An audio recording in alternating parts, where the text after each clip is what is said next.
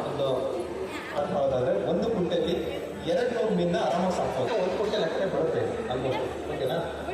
1 ಕುಂಟೆ open pot culture ಈಗ open pot culture simple ಹಿಂಡಿ ತೆಗಿತೀವಿ. ಅದಕ್ಕೆ ಯಾವ ರೀತಿ ಪ್ರತಿಜನ್ಯಗಳು ಅನ್ನೋದು ಕ್ರಿಯೇಟ್ ಆಗಿದೆ. ಆ ಕ್ರಿಯೇಟ್ ಆಗೋದನ್ನ ತಿಂದುಬಿಟ್ಟು ಬೆಳೆಯುವಂಥ ಬಿತ್ತನೆ ಮಾಡ್ತೀವಿ. 200 ಮೀನು ಪ್ರತಿ ಚೆನ್ನಾಗಿ ಬರುತ್ತೆ. 1 ಸ್ಕ್ವೇರ್ ಮೀಟರ್ಗೆ 1 ಮೀನು ಅನ್ನೋ ರೀತಿಯಲ್ಲಿ ಬಿತ್ತನೆ ಮಾಡ್ತೀವಿ. ಕುಂಟೆ ಮಾಡಿದ್ರೆ 2000 ಮೀನು ಸಾಕು. ಏನು ನ್ಯಾಚುರಲ್ ಪಾಂಡ್ಗಳು ಮತ್ತು ಪ್ಲ್ಯಾನ್ ಮಾಡ್ಕೊಂಡು ನಾವು 1 ಸ್ಕ್ವೇರ್ ಮೀಟರ್ ಎಷ್ಟು ನೀರು ಇರಬೇಕು, ಅದಕ್ಕೆ ಎಷ್ಟು ಅದನ್ನು ನಾವು ಏನು ಮಾಡ್ತೀವಿ, ಖರ್ಚು ಮಾಡಿರ್ತೀವಿ.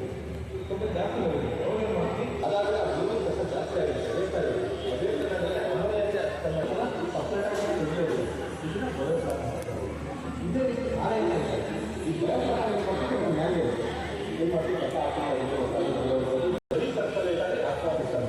ಬರೀ ಪಾಲಿಗೆ ನೀರನ್ನ ತುಂಬ ಜನರು ಒಂದು ಕಲ್ಚರ್ ಆಗುವುದು ಪಾಂಡೆ ಅಥವಾ ನಮ್ಮ ಕಾಮನ್ ಮಾಡೋದೆಲ್ಲ ನಮ್ಮ ಆರೋಗ್ಯ ಕಲ್ಚರೇ ಮಾಡೋದು. ಈಗ ನೋಡಿ, ಫಸ್ಟ್ ಈ ಬಾಡಿಗೆ ನೀರು ಇಟ್ಟಿರ್ತೀವಿ. ಈ ನೀರು ಮೊದಲನೇ ಟ್ಯಾಂಕಿ ಹೋಗುತ್ತೆ.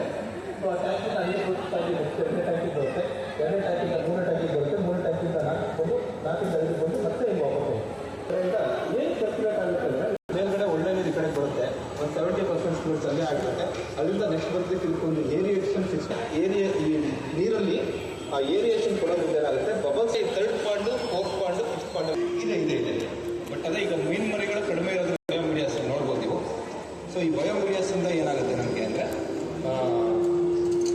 ಕೆಲವೊಂದು ಇದೆಲ್ಲ ಡೆವಲಪ್ ಆಗುತ್ತೆ. ಎರಡು ಮೈಕ್ರೋಬ್ಸ್ ಅಂತ ಏನು ಕರಿತೀವಲ್ಲ, ಏರೋಬಿಕ್ ಮತ್ತು ಯಾನರೋಬಿಕ್ ಅನ್ನೋ ಒಂದು ಫಿಲ್ಟ್ರೇಷನ್ನ ಯೂಸ್ ಮಾಡ್ತೀವಿ. ವಾಟರ್ ಹೋಗುತ್ತೆ. ಮತ್ತೆ ಅದೇ 1 ಕುಂಟೆ ನಾನು ಓಪನ್ ಪಾಟಲ್ಲಿ 200 ಸಾಕ್ತಾ ಇದ್ದೀನಿ, ಅದೇ 1 ಕುಂಟೆ ಬಯೋಪ್ಲಾಕಲ್ಲಿ 2000 ಸಾಕ್ತೀನಿ ಅಂದರೆ ಇದಕ್ಕೆ 5000 ಸಾಕು. ಆಕ್ಷನ್ ಬೇಕು ಅಂತ